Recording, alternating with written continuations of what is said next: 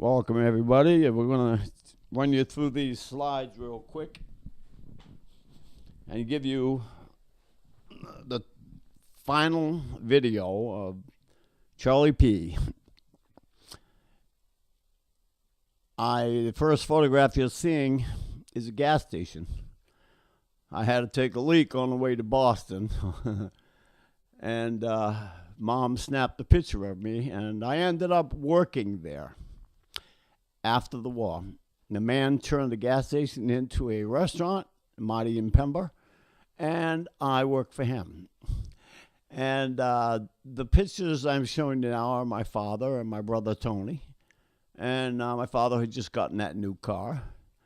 And he was letting Tony drive it, I guess. And Tony's giving the license plate the finger. But these are the pictures that I had in my photo album as I look forward to someday making it home. And that's what makes them so important. And Dad loved that car, and he had some crazy cars. And, the rest of us didn't have much money. But, Mom sent me this picture here about my brother had a 62 Caddy, and I was starting up with a 62 Chevy with a 348 with trips, in the wintertime. I guess they thought I might like to remember doing that. And my mom's standing outside there. They're building me a new, an addition to this little ranch we lived in with 7 kids. And very humble. And there's my mom with Tracy, and she's just little, and she's a big girl now. And you can see my brother Tony near the log there. He's passed away 2009. I miss him very much. I have his daughter here. She's right here in the kitchen. And there's my brother, my sister Laurie in the middle, and my little baby sister Lucy with our dog, who had some puppies. And there's Laurie there by the fence. Somebody is upside down. I can't make out who it is, but then there's Lucy with little Tracy again, and it's my little baby sister. I ride motorcycles with her now. That's my little baby sister. I love Lucy, and I don't mean the Lucy show. And that's Lucy also with her little friend, and she sent me this peace sign. I really love it, and she made it out of crayons, and I saved it all these years and treasured it, and I always will. I'm very sentimental, and that's little Lucy there. And probably the final picture of Lucy was after I came home, and then I took a picture of her there. And she's so sweet. I enjoy her so much. That's my older brother, Nick. He served in the National Guard, burnt his arm, ended up in the hospital in '67, and helped the Vietnam vets. He really did. And that's me on a motorcycle there. Mom figured I might want to have that, I suppose. And, and this is an earlier picture. You can see my '61 Ford convertible right over there. Excuse me. On the right, and my brother Tony and a couple of heavy broads there from Milford. One of them fell out of that car while we were drinking. He turned the corner, you went flopping out, right? And they built that addition. I couldn't wait to get home and set up my new stereo that I ordered from Japan. And little Sandra Kennedy was a sweet, sweet girl, and her sister, who had the measles. On the back of each picture, there is something written. These are the pictures that I had in my mind while I was serving in Vietnam. And Judy Mancini is the blonde with the flowers all around her. She's just absolutely beautiful. Oh, I was chasing the wrong woman. I mean, it was crazy. Judy is just so beautiful. I don't know what's wrong with me. There's something wrong with me, definitely. So these people are precious, and I enjoy looking at these photo albums. This girl here I believe her name was Denise. She was actually the girl that I was dating before I left. And one of the pictures there, you'll see where I had a thumbtack through the top of the picture. Very kind of pretty girl, but young. You learn about women, and I could tell by this semi-Buddhist kind of hippie picture that she was changing, and she sent me a tierce verse. Today too was a far tomorrow. In other words, I was due to get shit canned, and I did. And I could tell by that face there. I don't remember the letter. I lost a duffel bag, so. But when I came home, she introduced me to her boyfriend, Bill. Right? You know how it is. My sister Jenny with the what do you call that? A beehive, and she's very beautiful. Sophia Lauren have a hard go at my sister Jenny, and she passed away as well. She called me her little soldier boy, and I would never lose my friends, and all that wonderful stuff. And my sister Diane with the braid in her hair. Very beautiful. She said I was her favorite brother, and that's what they all did. I think my older brother was, I don't know, a little too fussy for us or something, but those are some of the pictures. I put the writing in the back there, and my younger brother grew his hair long on the left there, and that was Sharon Kennedy got herself a 64 and a half or 65 Mustang. I can't make it out. My sister Laurie there bending over talking to her. And you met Sharon earlier, and very, very, very, very cute kids. And my sister Diane's marching in the 4th of July parade 1970. I'm not there. That's up on South Main here in Bellingham, Mass. And then these are pictures of the Gloca family who musically were inspiring because I could go over there.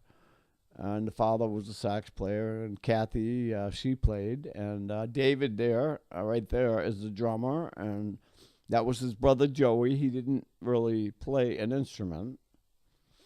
And, of course, this little sweetheart, she's grown up now, Cindy, and she calls herself Sky now. So hey, what are you gonna do? And this is Kathy, who has been a good friend and a loyal writer. And I thank all these people for writing to me, for thinking about me, and I never get a chance to really see them. Vicky with the afro. Oh, I don't remember seeing her again, but I'll tell you what. Oh, friends always. Oh, yeah. I don't even remember seeing her again. But I'll tell you what I missed the most when I was in Nam. And, we think about girls at 20, 21 years old, but I wanted to be in my car, my 1960 Rambler Ambassador. I put Volkswagen bucket seats in it, right? Ripped the toilet out of a gas station because I wanted toilets for back seats, right? And a few of my friends in basic training from the Boston area. I mean, they're pretty cool people, and I just took a few shots and threw them in there. There's way too many of them. That's me, and also in Fort Sill. Training on the artillery guns, and the guy Dom was playing the guitar. They love my guitar playing. I play guitar with a lot of people, and had a great time. Then on my way home, I was on my way to Tonsonhoot, and these kind of pictures would run through my mind on the first gun that I was ever on, the 105A1, the old one, and I met up with these people in Tonsonhoot, and we were like friends like we've always known each other, and I never met them. It was just fantastic. Santos is the officer who's got the handcuffs on me. and then I took pictures of a couple of his friends there with him. They're just like people I've known all my life when I met them. It's just incredible. And these guys here give him a peace sign there with the hat on, kneeling down. And I mean, I partied with these guys in Johnson Oak. We're all happy to get home. And my mind always flashes back to different times that I served while, it was like your life flashed before you on the way home, And whoever heard of Frigid Pink at that time, right? Pretty cool. And these are letters I wrote to my mom, and then I sent to the picture, and that was very, very early on in Vietnam. I didn't have my own camera yet. And once I got a camera, I took off, and I've been documenting stuff ever since. And Mom sent me this, color him drunk. Some guy, he goes out and he decides to paint his neighbor's car, and it needed a touch of color, so he splashed it with yellow, red, black, and blue. And the police arrested him after following a trail of paint to his house, right? That's stupid.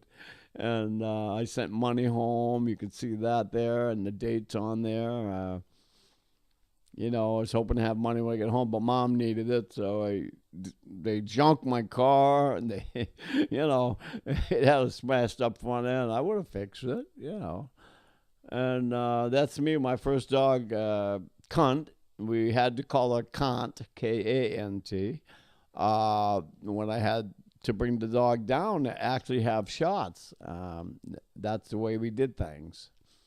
And we got Tom on the left and Foisey on the chair, and I forget the kid on the right, but they were great people early on. And these are pictures I just didn't put in all the other videos.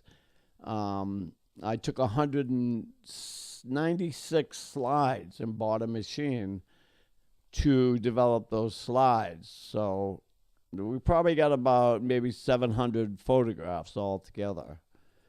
I was able to do that.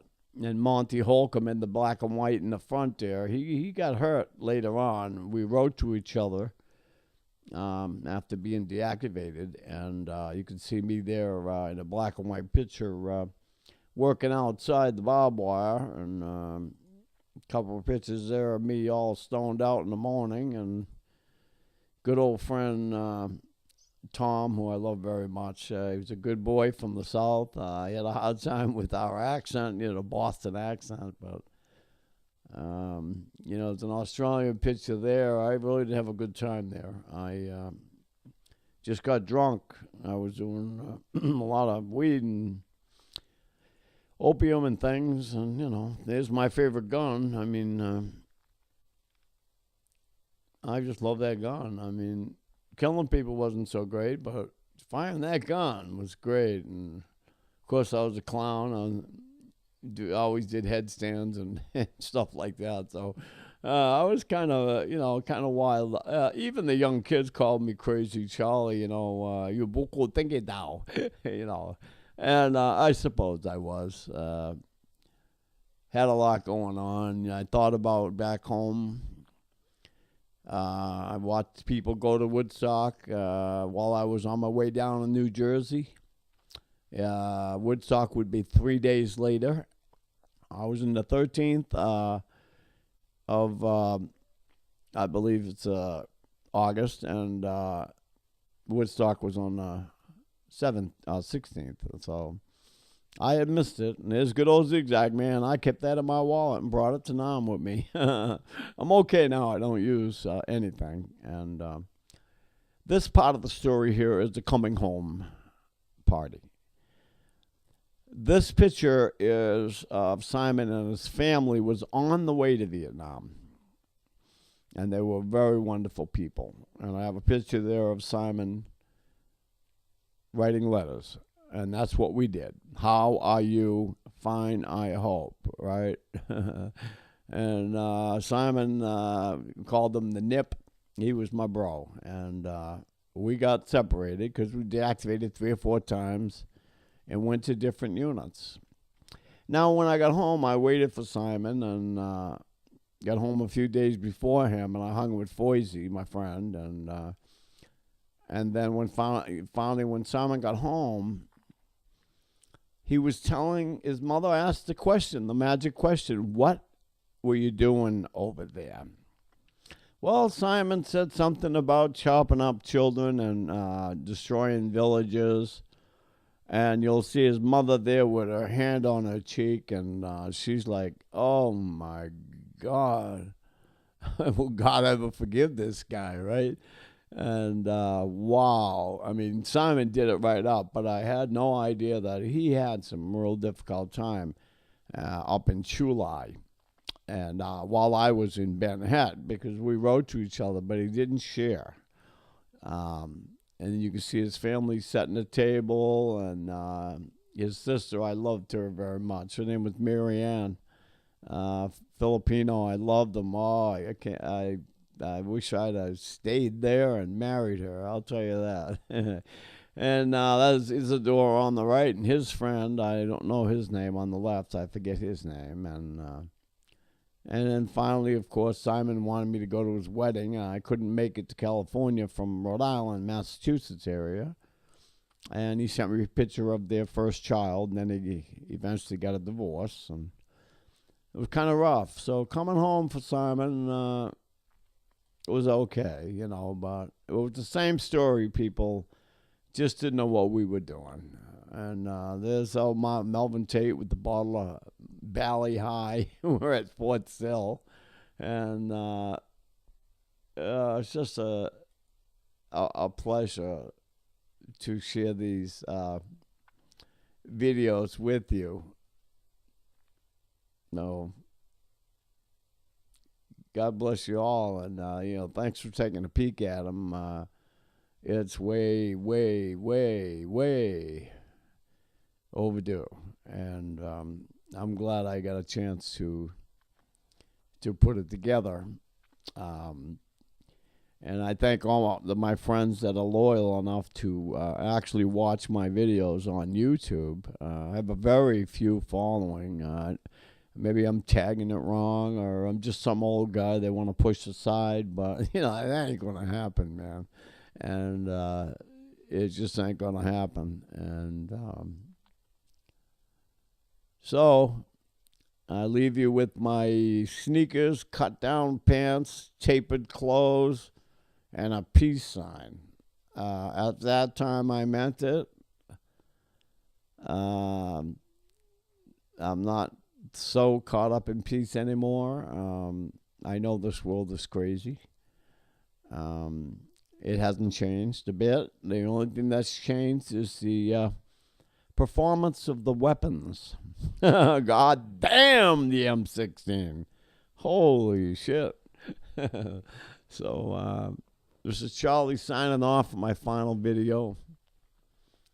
I'll do a short take on camera there, and I'll add it in here. You'll be able to see who I am. And, my hopes is that I've got friends out there that I haven't seen, and maybe they'll find these LZs, Salem LZ, Blackhawk, Ben Hat,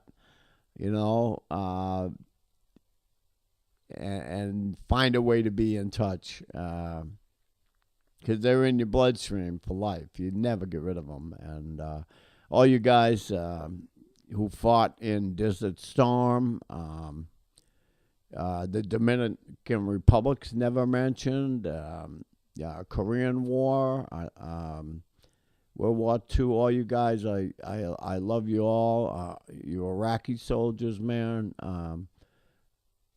If anyone could relate to a Vietnam vet right now, it's an Iraqi soldier, and even you guys from Afghanistan, I'm telling you, I thank you for what you're doing with all my heart, and I'm not so sure any government is worth it at this point. and I wasn't very sure when I was 21. So all I know is the good part is we meet a lot of good people. We meet a lot of jerks, but we meet a lot of good people. And that makes this life worth living. Hi, everybody. Private Charles J. Pascarillo. Living in Rhode Island right now. Spent the last 2 months making these videos. And I just put music to them because it was the music of the moment. And it was the music in our hearts in their moments. And it never goes away. You guys that served in war, never goes away, your friends. Even the people you hated, you might even like them now if you saw them, right? And so I'm lucky to be alive. I think that that black guy in Platoon said it the best. He said, all you got to do is make it out of here, man. And the rest of your life is gravy. And, well, it wasn't gravy. There's always more different types of hell to go through. So, but I thank you all for, you know, taking the time to watch these videos. And I didn't get to share these when I get home. And like I say, those people just shoved me under the rug. They didn't mean to. Some of them are telling me now, I didn't know you had all them. I said, wow, to myself, you know. We partied together, man. Every week, every weekend, all the time. People slept at my house, followed me to different towns that I would go to live in. And, you know, rock and roll, and, you know, I couldn't sit still. I was on the move. And so thank you for watching these videos. And you Iraqi and Afghanistan soldiers, I can only imagine what's going through your mind right now. I can only imagine. I like to hear from you, as many of you as I can, but in person. And you know, online's okay, I guess, but I go to these you know, anti-drug meetings, and once in a while I'll meet somebody trying to recover who's served in Iraq, especially Iraq. And boy, there's a lot of suicides and that kind of stuff going on.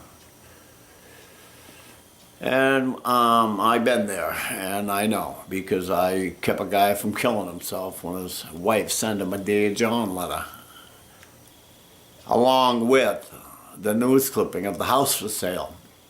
So I remember that, and I won't let that guy forget it. You owe me, man, you know. And but I was very depressed too, for at least 38 years. But I'm doing okay now, and I understand this world, and I don't know, no matter what we do, it ain't gonna help. It ain't gonna help. It seemed to, because us guys love Vietnamese people. Some were angry at them because, you know, one minute you're a Democrat, next minute you're a Republican. You don't know Charlie Kong from a civilian, and you Afghanistan soldiers and men and women, you both know that. You all know that, and you don't. They all look alike, you know. I mean, and so God bless you. Thanks a lot for watching these videos, man. It's finally at an end. To me, it's beauty, and I never needed to go on vacation ever again.